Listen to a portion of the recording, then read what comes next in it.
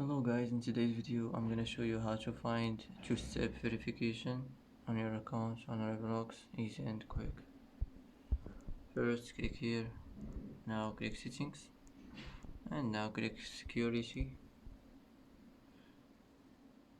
Now here as you see you will find it, and you can manage it as you want here.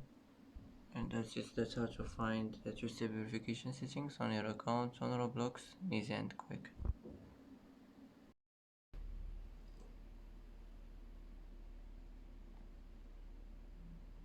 And that's it for today's video. If you like this video, don't forget to like and don't forget to subscribe.